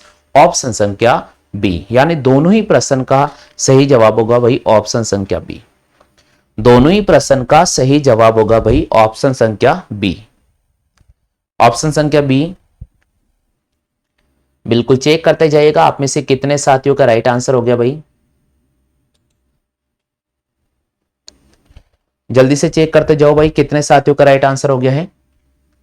चलो आगे बढ़ जाते हैं भाई, अगले क्वेश्चन की बात करते हैं। और अगला क्वेश्चन आ रहा है भाई स्क्रीन पर 43वां। 43वां और 44वां क्वेश्चन है। 43वां क्वेश्चन कह रहा है राजस्थान कृषि विश्वविद्यालय कहां पर स्थित है? और इसी प्रकार अगला क्वेश्चन है कि नगर निगम का मुख्य कार्यपालक अधिकारी कौन होता है? जल्दी से जवाब करो भाई। 43 और 44 दो क्वेश्चन आपके सामने स्क्रीन पर है। 30 और 30 सेकंड का समय दिया गया है आपके पास में।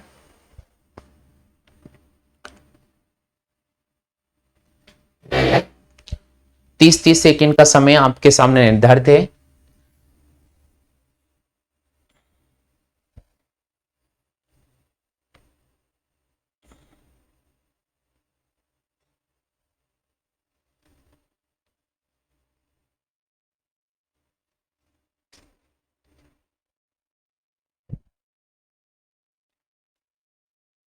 हाँ भाई जल्दी से बताओ, नहीं आ रहा आंसर? देखो भाई आंसर क्या होगा, यहां है राजस्थान कृषि विश्वविद्यालय कहां पर है? बीकानेर के अंदर है। और नगर निगम के मुख्य आयुक्त का जो प्रमुख अधिकारी होता है उसे अपन आयुक्त कहते हैं। नगर निगम के मुख्य कार्यपालक जो अधिकारी होता है उसे अपन आयुक्त कहते हैं। क्या कहते हैं भाई? आयुक्त कहते हैं। तो यहां पर एक का तो ऑप्शन हो जाएगा बी और एक का ऑप्शन हो जाएगा डी। यानी मैं देख पा रहा हूं कि नारिया जी का बिल्कुल सही जवाब जा रहा है। हाँ भाई, बाकी साथियों से भी निवेदन में कर रहा हूं, देखो आपका आंसर गलत हो रहा ना, आप फर्क नहीं पड़ेगा, आप जवाब दो भाई, आप जवाब दो। इससे क्या रहेगा, आपका एक थोड़ा पॉजिटिव सेंस आएगा कि यार आपको कोई क्वेश्चन का आंसर नहीं आ रहा तो वो सीखने को मौका मिलेगा भाई, यहां सीखने का मौका मिलेगा। तो आप रिप्लाई करो भाई। रिप्लाई करने से आपको नींद नहीं आएगी, प्रश्न के प्रति दिमाग रहेगा आपको कि हाँ यार मैंने क्वेश्चन का रिप्लाई तो किया है आंसर। ठीक है, तो आपका थोड़ा लगाव रहेगा कि आप रेगुलर क्वेश्चन को पढ़ पाएंगे और उसका उत्तर समझ पाएंगे। राजस्थान कृषि विश्वविद्यालय कहां पर स्थित है? तो बीकानेर को हमें क्लिक करना होगा। और नगर निगम के मुख्य कार्यपालक अधिकारी को क्या कहते हैं? तो हमें यहां पर आयुक्त को राइट कर देना होगा। चलते भाई 44वें क्वेश्चन की तरफ। हाँ 45 और 46 क्वेश्चन की बात करते हैं। 45वां क्वेश्चन है कि ग्राम सभा की बैठक की कार्यवाही के अभिलेखन हेतु किसे उत्तरदायी प्रमुख बनाया जाता है? जब यानी ग्राम सभा की बैठक होती है तब उसकी कार्यवाही का अभिलेखन करने हेतु किसे प्रमुख बनाया जाता है? और इसी प्रकार अगला क्वेश्चन है इंदिरा गांधी पंचायती राज एवं ग्रामीण विकास संस्थान कहां पर स्थित है? ये दो प्रश्न है, आराम से आप क्वेश्चन को पढ़े, ऑप्शन को पढ़े और आंसर देने का जवाब करें भाई, जल्दी से रिप्लाई करें।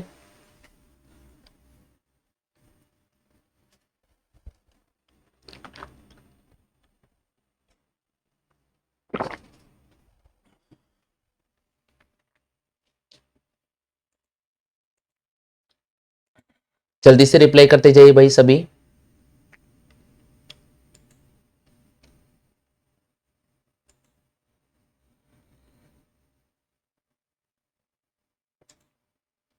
क्या बात है, बिल्कुल सही जवाब दिया है यहां पर। देखो सबसे पहले 45वें प्रश्न की अगर मैं बात करूं, 45वें प्रश्न की अगर मैं बात करूं तो 45वां क्वेश्चन क्या कह रहा है, आप समझने का प्रयास कीजिएगा। 45वां क्वेश्चन क्या कह रहा है, समझने का प्रयास कीजिएगा। 45वां क्वेश्चन है कि ग्राम सभा की बैठक की कार्यवाही के अभिलेखन हेतु निम्नलिखित में से किसे उत्तरदायी बनाया जाता है। बिल्कुल 45वां क्वेश्चन का आप में से कितने साथियों ने सही जवाब चयन किया भाई, जल्दी से बताओ भाई, आप में से कितने साथियों ने सही जवाब चयन किया। ग्राम सेवक, ग्राम सेवक, आप में से कितने साथियों ने सही जवाब चयन किया है ग्राम सेवक। किसी ने चयन किया है ग्राम सेवक, किसी ने नहीं किया है। बिल्कुल यहां नारिया जी ने चयन किया भाई। हाँ 46 क्वेश्चन, 46 का आंसर बताओ भाई। 46 है इंदिरा गांधी पंचायती राज ग्रामीण विकास संस्थान जयपुर में, जयपुर में भैया। बिल्कुल जयपुर को आपको क्लिक करना होगा, जयपुर को आपको क्लिक करना होगा। आ गया सभी के जयपुर। बिल्कुल 46वें प्रश्न का सही आंसर होगा भाई ए ऑप्शन। 46वें प्रश्न का सही जवाब होगा भैया ए ऑप्शन।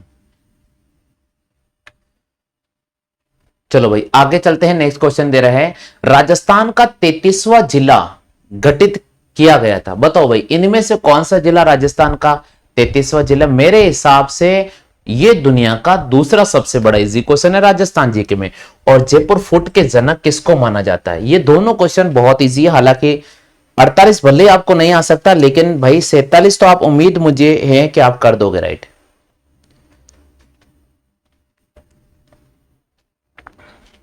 47 का रिप्लाई करो। कुछ क्वेश्चन इजी हैं, कुछ क्वेश्चन टफ भी है। पेपर में कुछ प्रश्न इजी भी आते हैं तो कुछ प्रश्न टफ भी आते हैं।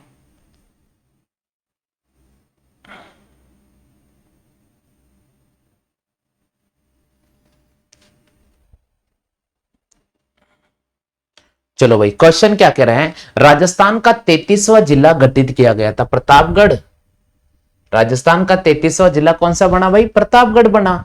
और अगला क्वेश्चन है जयपुर फुट के जनक किसको माना जाता है, पी के सेठी को, डॉक्टर पी के सेठी को माना जाता है। चेक करो भाई, नहीं आ रहा है तो पढ़ लो भाई, नहीं आ रहा तो पढ़ो आराम से कि राजस्थान का 33वां जिला किसको बनाया गया था। राजस्थान का 33वां जिला प्रतापगढ़ को बनाया गया था। इसी प्रकार क्वेश्चन कह रहे हैं कि जयपुर फुट के जनक कौन थे, तो जयपुर फुट के जनक माना जाता है किनको, डॉक्टर पी के सेठी को माना जाता है। चलो भाई आगे चलते हैं अगले क्वेश्चन की तरफ। नेक्स्ट क्वेश्चन आपके सामने स्क्रीन पर है, जागती ज्योत नामक पत्रिका का प्रकाशन कहां से होता है। जागती ज्योत नामक पत्रिका का प्रकाशन कहां से होता है। और अगला क्वेश्चन दे रखा है, लोक देवता माकड़ जी महाराज का मंदिर कहां पर स्थित है। दो प्रश्न आपके सामने स्क्रीन पर हैं।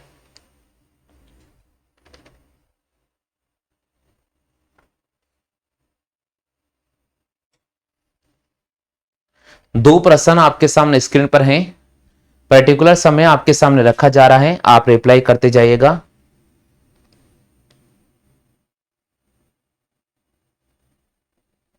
दो क्वेश्चन आपके सामने है भाई, रिप्लाई करते जाओ। आंसर क्या होगा भाई,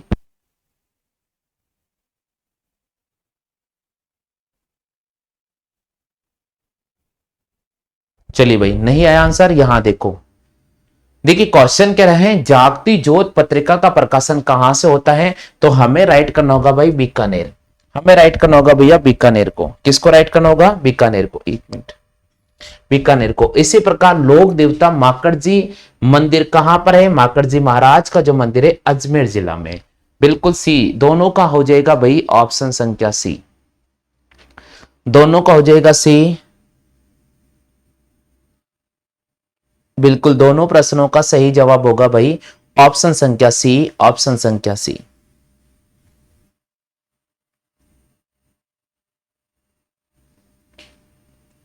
चलो भाई आगे चलते हैं नेक्स्ट क्वेश्चन की तरफ।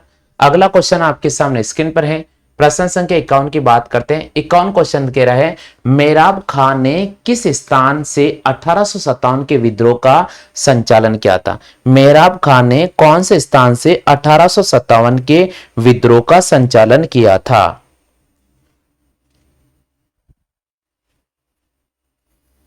बिल्कुल बताओ भाई, जल्दी से आंसर क्या होगा। मेहराब खान ने कौन से स्थान से 1857 के विद्रोह का संचालन किया था। और 52 क्वेश्चन दे रखा है 1935 में मगाराम ने बीकानेर प्रजामंडल की स्थापना किस स्थान पर की।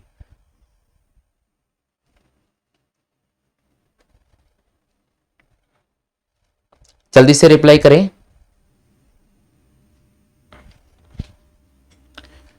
जल्दी से रिप्लाई करें भाई। क्वेश्चन दे रखा है मेहराब खान ने किस स्थान से 1857 के विद्रोह का संचालन किया था। तो क्या राइट करना होगा भैया, टॉक। मेहराब खान ने 1857 के विद्रोह का संचालन कहां से किया था, टॉक से किया था। कहां से किया भाई, टॉक से किया। इसी प्रकार अगला क्वेश्चन है कि 1935 में मघाराम ने बीकानेर प्रजामंडल की स्थापना की। 1935 में मघाराम ने बीकानेर प्रजामंडल की स्थापना की, कहां पर, कलकत्ता में। तो यहां पर आपको राइट करना होगा सी। बिल्कुल दोनों प्रश्नों का सही जवाब होगा भाई सी। दोनों क्वेश्चन का सही जवाब होगा सी। दोनों प्रश्नों का सही जवाब होगा भाई ऑप्शन संख्या सी, ऑप्शन संख्या सी।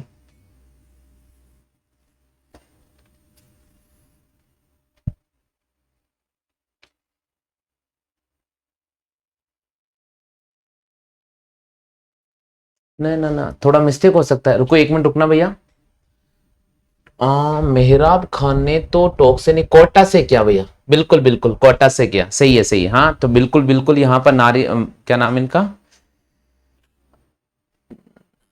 हाँ कोटा कोटा, बिल्कुल बिल्कुल बिल्कुल कोटा होगा, टॉक से नहीं कोटा से होगा। टॉक से नहीं कोटा से होगा। मेहराब खान ने 1857 के विद्रोह का कहां से संचालन किया था, टॉक से होगा। बिल्कुल सही जवाब दिया, कोटा होगा भैया ना, टॉक नहीं होगा, है ना, वो गलती से लग गया। कोटा कोटा ही होगा इसका आंसर, टॉक नहीं होगा। धन्यवाद जी आपको। चलिए आगे चलते हैं अगले क्वेश्चन की तरफ। नेक्स्ट क्वेश्चन की बात करते हैं, प्रश्न संख्या 53। आपके सामने कह रहे हैं कि मिलान कीजिए सिक्के और स्थान। यहां पर दे रखा है सिक्के और स्थान, ये थोड़ा ध्यान रखिएगा, इसको मैं आगे लिख देता हूं। यहां पर स्थान आपको मिलान करना है। मैंने एक वीडियो पढ़ाया था दोस्तों, शायद इसी यूट्यूब पर भी होगा वो, जिसमें मैंने राजस्थान के अंदर रियासतों में चलने वाले सभी सिक्के एक साथ बताए थे आपको। ठीक है, तो अगर वो आपने पढ़ा होगा अच्छी तरह से तो मेरे हिसाब से इस क्वेश्चन का 100% सही जवाब दे दोगे। बिल्कुल एक बार आप मिलान कर लीजिए अपने स्तर पर, बिल्कुल आप मिलान कर लीजिए अपने स्तर पर, बिल्कुल आप मिलान कर लीजिए अपने स्तर पर। सिक्के और स्थान, सिक्के और स्थान। हाँ भाई जल्दी से बताओ, अक्षय के सिक्के कहां चलते थे। जल्दी से बताओ भाई, अक्षय शाही के सिक्के कहां चलते थे, अखेर शाही के सिक्के कहां चलते थे, गजशाही के सिक्के कहां चलते थे, गुमान शाही के सिक्के कहां चलते थे। रिप्लाई करो जल्दी से।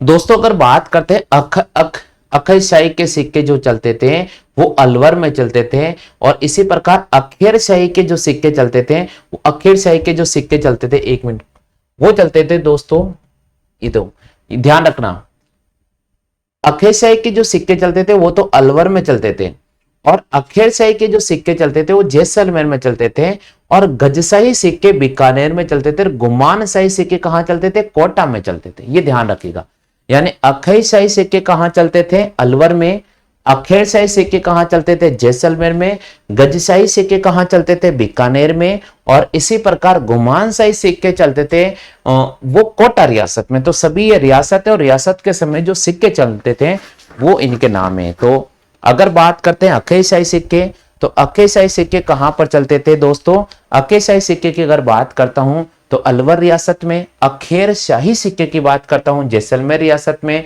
गजशाही सिक्के की बात करता हूं बीकानेर रियासत में, और गुमान शाही सिक्कों की अगर मैं बात करूं तो आपको कोटा रियासत को राइट करना होगा। आगे चलते हैं 54 क्वेश्चन।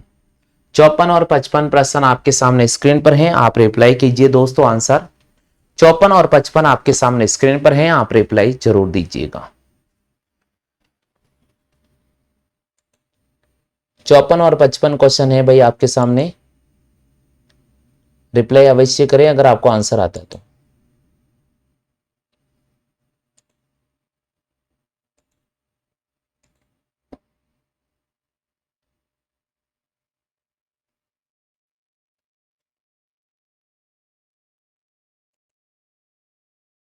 क्या बात है, बिल्कुल सही जवाब दिए हैं। 54 और 55 प्रश्न की बात करते हैं और यहां पर नारिया जी ने बिल्कुल सही जवाब दिया है।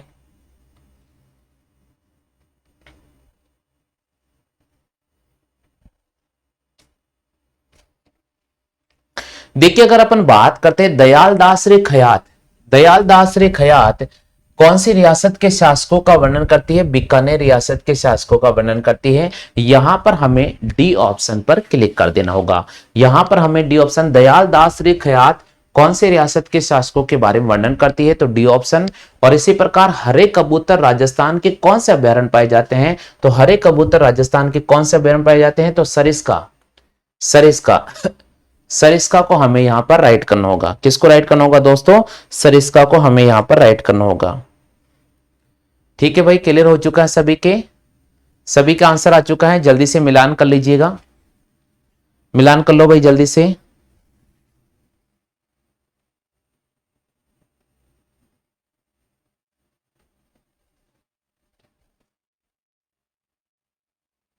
सभी मिलान कर लीजिएगा, आंसर आ चुका है सबके। चलो आगे बढ़ जाते हैं, नेक्स्ट क्वेश्चन की बात करते हैं दोस्तों। अगला प्रश्न आ रहा है हमारे सामने, प्रश्न संख्या 56 और प्रश्न संख्या 57। किस प्राचीन सभ्यता के भवन उपयोगितावाद एवं व्यवहारिकता के सिद्धांत पर आधारित है? कौन सी ऐसी प्राचीन सभ्यता है जिसके भवन उपयोगितावाद एवं व्यवहारिकवाद के सिद्धांत पर आधारित हैं?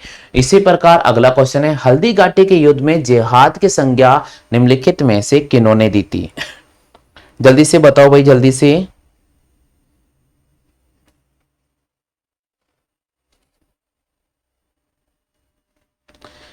किस प्राचीन सभ्यता के भवन उपयोगितावाद एवं व्यवहारिकवाद के सिद्धांत पर आधारित थे? तो यहां पर हमें राइट करना होगा कालीबंगा सभ्यता। यहां पर हमें राइट करना होगा दोस्तों कालीबंगा सभ्यता। चेक करो भाई आप सभी ने कालीबंगा सभ्यता को राइट किया क्या? चेक करो भाई आप सभी ने कालीबंगा सभ्यता को राइट किया है क्या?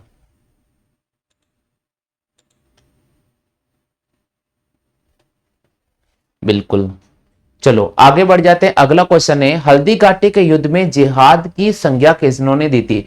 तो हल्दी घाटी के युद्ध में जिहाद की संज्ञा आसफ खान ने दी थी। किन्होंने दी थी भैया? आसफ खान ने। तो हमें यहां पर आसफ खान को राइट करना होगा। हल्दी घाटी के युद्ध में जिहाद की संज्ञा किन्होंने दी थी? तो आसफ खान ने दी थी। तो हमें यहां पर राइट कर देना होगा ऑप्शन संख्या बी। ऑप्शन संख्या बी पर हम क्लिक कर देंगे भाई। चलते भाई अगले क्वेश्चन की तरफ, नेक्स्ट क्वेश्चन। अगला क्वेश्चन आ रहा है आपके सामने 58 और 59। राजस्थान का भुवनेश्वर किसे कहा जाता है? राजस्थान का भुवनेश्वर किसे कहा जाता है? राजस्थान का भुवनेश्वर किसे कहा जाता है? औसिया को, मंडोर को, भीनमाल को, डींग को? जल्दी से बताओ भाई। बिल्कुल सही जवाब दिया है। राजस्थान का भुवनेश्वर ओसिया को कहा जाता है। किसको कहा जाता है? ओसिया को कहा जाता है। राजस्थान का भुवनेश्वर किसको कहा जाता है? राजस्थान का भुवनेश्वर ओसिया को कहा जाता है। हाँ भाई, क्लियर हो चुका है। इसी प्रकार अगला क्वेश्चन है, राम मुरारी दास किसके दरबारी इतिहासकार थे? राम मुरारी दास किसके दरबार के इतिहासकार थे? मानसिंह के। मानसिंह के दरबार के प्रमुख इतिहासकार थे राम मुरारी दास। बिल्कुल याद रखिएगा, राम मुरारी दास मानसिंह के प्रमुख दरबारी थे।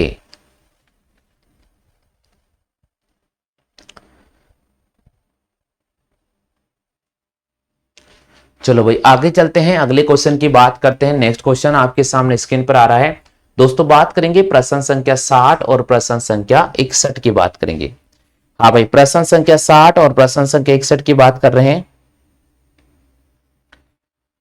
हाथीमना नृत्य, हाथीमना नृत्य का संबंध किससे, कौन से जनजाति से संबंधित है हाथीमना नृत्य? जल्दी से बताओ भाई।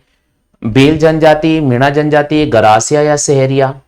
राजस्थान के किस लोक देवताओं को शकुन का शास्त्र ज्ञाता कहा जाता है? ये क्वेश्चन है आपके सामने दो।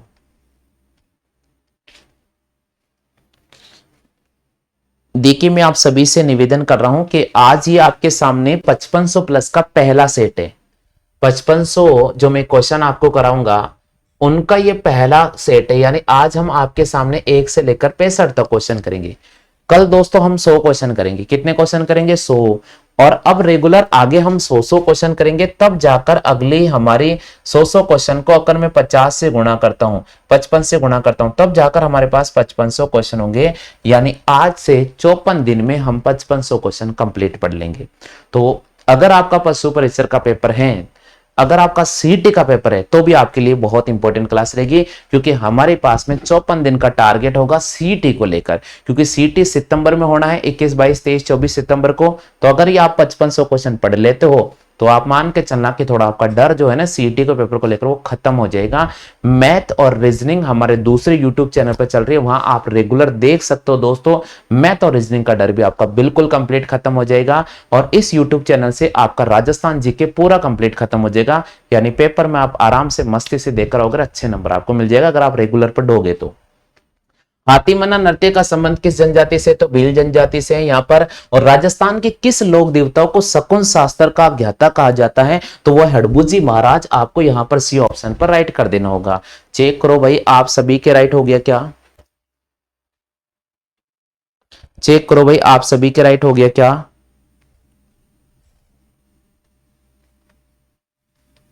चेक करो भाई आप सभी के राइट हो गया क्या? चलो भाई आगे बढ़ जाते हैं, अगले क्वेश्चन की बात करते हैं। 62 ओसवालों की कुलदेवी माना जाता है। जल्दी से रिप्लाई करो भाई। ओसवालों की कुलदेवी माना जाता है।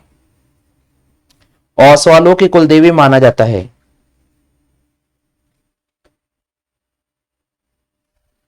ओसवालों की कुलदेवी माना जाता है सचिया मां को। बिल्कुल, ओसवालों कुलदेवी किसको माना जाता है? सचिया माता को। सचिया माता को ओसवालों की कुलदेवी माना जाता है। सचिया माता को ओसवालों की क्या माना जाता है? कुलदेवी माना जाता है। सचिया माता को ओसवालों की कुलदेवी माना जाता है। सचिया मां को ओसवालों की क्या माना जाता है? कुलदेवी माना जाता है। राजस्थान की किस चित्र शैली को पशु पक्षियों की संरक्षण शैली कहा जाता है? राजस्थान की ऐसी कौन सी शैली है जिसको पशु पक्षियों की संरक्षण शैली कहा जाता है? रिप्लाई करो भाई, कितने साथियों का सही आंसर आ रहा है? कितने साथियों का सही आंसर आ रहा है? बूंदी चित्रकला शैली। क्या बात है, बिल्कुल सही जवाब दिया है, बूंदी चित्रकला शैली। बूंदी चित्रकला शैली को राजस्थान में के अंदर पशु पक्षियों का संरक्षण वाली शैली कहा जाता है। बिल्कुल सही रिप्लाई क्या है भैया। और आगे बढ़ते हैं, 2 क्वेश्चन और बचे हमारे सीरीज के। हाँ 2 ही है ना? बिल्कुल 2 ही है। 64 और 65 क्वेश्चन। डाकण प्रथा को सर्वप्रथम कहां प्रतिबंधित किया गया था? बिल्कुल जल्दी से बताओ भाई, डाकण प्रथा को सबसे पहले कहां पर रोक लगा दी थी? डाकण प्रथा को सर्वप्रथम कहां पर प्रतिबंधित किया गया था? कहां पर रोक लगा दी गई थी? डाकण प्रथा के सर्वप्रथम रोक कहां पर लगाई गई थी? रिप्लाई करो भाई जल्दी से।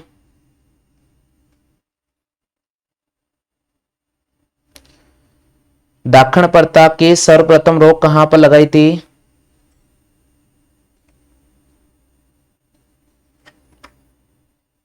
क्या बात है, बिल्कुल सही जवाब दिया भाई। बिल्कुल, डाकण प्रथा के सर्वप्रथम रोक लगाई थी उदयपुर रियासत में। यहां पर आपको राइट करना होगा उदयपुर रियासत को। और इसी प्रकार 65 क्वेश्चन है, 1942 के भारत छोड़ो आंदोलन में किस रियासत की प्रजामंडल ने भाग नहीं लिया था? भारत छोड़ो आंदोलन जब हो रहा था तो जयपुर रियासत की प्रजामंडल ने भाग नहीं लिया था। तो ये आज की सीरीज के 65 क्वेश्चन में लेकर आया हूं। ज्यादा क्वेश्चन नहीं लाए, मैंने सोचा आज शुरुआत कर रहे हैं। शुरुआत में अगर स्टूडेंट का रिस्पांस अच्छा रहा तो हम रेगुलर कराएंगे। तो बिल्कुल हमने ठान लिया भाई अब रेगुलर कराएंगे, क्योंकि आप लोगों का बहुत अच्छा सपोर्ट रहा था, रेगुलर आप क्लास ज्वाइन कर रहे हो। तो भैया याद रखिएगा, जो भी साथी आज पहली बार हमारे चैनल पर विजिट कर रहे हैं, आप सभी ये मेरा नंबर नोट कर लो, 9215 4 4 4 7 6 6 और 6। इस पर आप मैसेज कर देना। मॉर्निंग के अंदर मैथ और रीजनिंग का क्लास होगा। मॉर्निंग में आपका मैथ और रीजनिंग क्लास होगा। मैथ और रीजनिंग के क्लास का जो समय रहेगा वो आप नोट कर लीजिएगा। 11 बजे से 1 बजे, दोपहर 11 बजे से 1 बजे, ये दोपहर यानी सॉरी सुबह सुबह 11 बजे से 1 बजे आपको मैथ और रीजनिंग का क्लास मिलेगा। सुबह 11 से 1 तक आपको मैथ और रीजनिंग का क्लास मिल जाएगा।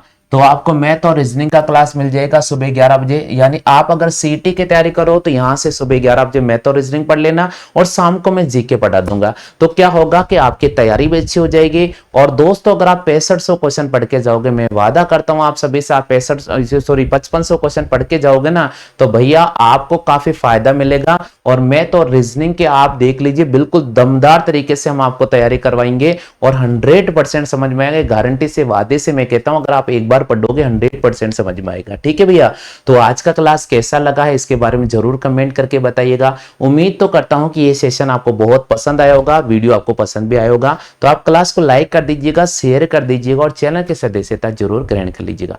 फिलहाल आज की क्लास में इतना ही साथियों। जय हिंद, वंदे मातरम, गुड नाइट, शुभ रात्रि दोस्तों।